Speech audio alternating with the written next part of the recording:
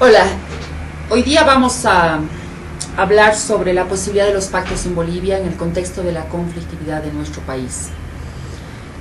Quiero comenzar diciendo que la conflictividad en Bolivia es compleja y abarcadora de un vasto conjunto de temas y motivos que la alimentan. Y por tanto no debe ser entendida como una mera sumatoria de conflictos. Considero que en Bolivia desde el año 2000 estamos viviendo un periodo muy conflictivo y estamos viviendo un momento constitutivo de nuestra historia que no termina de avisorar un horizonte de soluciones sostenibles a través de un pacto o un gran acuerdo social.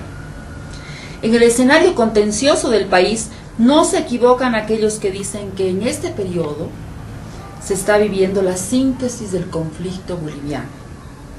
Para su resolución, esperamos encontrar vías sostenibles de institucionalización que nos permitan, como dicen varios expertos, metabolizar y digerir y domesticar estos conflictos, sin que el orden democrático se quiebre.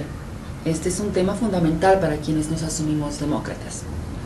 Los pactos demandan, por tanto, voluntades creativas, patrióticas y visionarias, que dinamicen los encuentros que son necesarios y generen las condiciones objetivas y subjetivas para construirse. Mientras aquello no ocurra, no habremos transitado hacia un nuevo ciclo político, hacia un nuevo ciclo económico y menos hacia un ciclo de convivencia social de larga duración. Si esta afirmación tiene fundamento, quiero hoy día referirme a los tres ejes del conflicto, que yo le llamo la trilogía del conflicto boliviano. ¿Cómo se resume, cómo se ilustra esta trilogía? En los tres ejes del conflicto, que son los siguientes. Involucran un primero que es de orden étnico-cultural. La segunda ruptura o la segunda contradicción es la territorial, y la tercera es la económica social, las mismas que afloran en nuestra historia y se sumergen, aparecen y reaparecen. Ahora, la crisis territorial del Estado boliviano hoy día no se expresa solamente en la tensión que hoy día conocemos como la contradicción entre el gobierno central y los departamentos o las regiones, entre la nación y la región, sino también en problemas muy serios que están contraponiendo al mundo rural respecto al mundo urbano.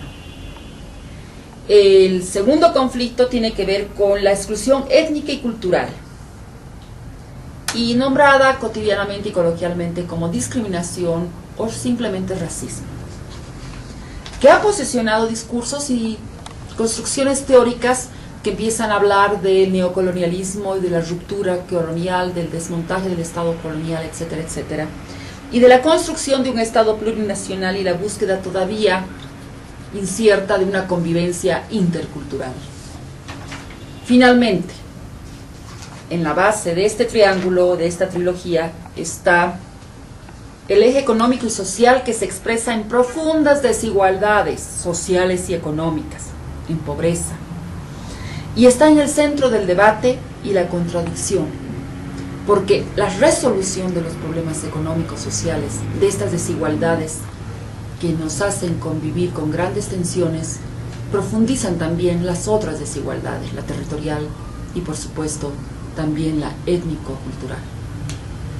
Dicho de otro modo, un pacto de convivencia intercultural entre diversos es y será más fácil si se resuelven de manera sostenible brechas y distancias en la base económica, productiva y en las condiciones de acceso a bienes y servicios por parte de la población.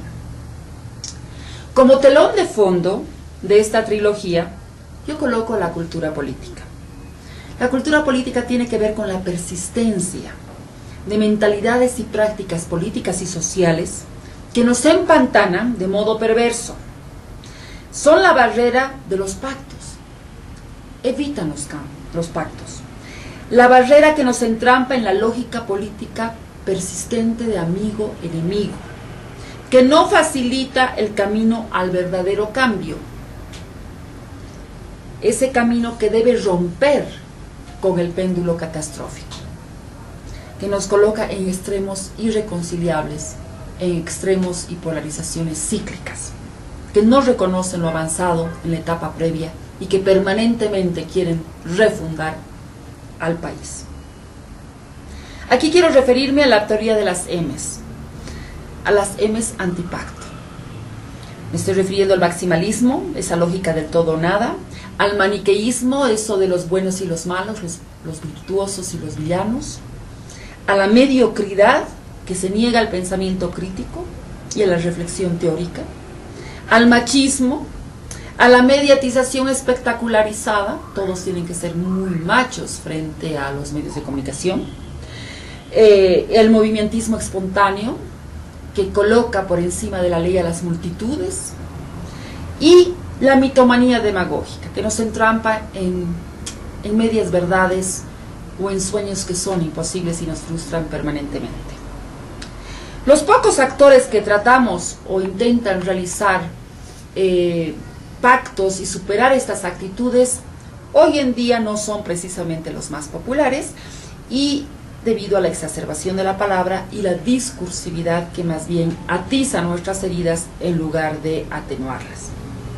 Se reafirma que el principio de resolución de estas tres contradicciones principales del país demanda de nuevos pactos. Para ello es necesario un pacto territorial, se expresa en el Estado autonómico, un pacto intercultural, un pacto productivo, fiscal y redistributivo, que legitimen y garanticen las condiciones de gobernabilidad, cosa que no se conoce hace mucho tiempo, y que aseguren que la futura gestión del ahora llamado Estado plurinacional y autonómico tenga pues derroteros posibles y viables, aunque en muchos de los temas es absolutamente simbólico.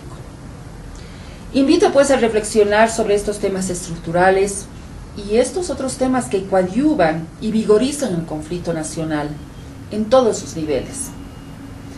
Es hora de resolver el empate catastrófico, como dice don Álvaro García Linera. Pero más que el empate catastrófico, es hora de resolver y revertir de una manera sostenible el péndulo catastrófico de una historia que no nos permite realizar el salto adelante. Por ello, hoy día, veamos cómo podemos construir pactos, si hay una disponibilidad para hacerlo y si estamos en condiciones de revertir este péndulo catastrófico que nos entrampa y no nos deja avanzar a los bolivianos. Muchas gracias. Listo.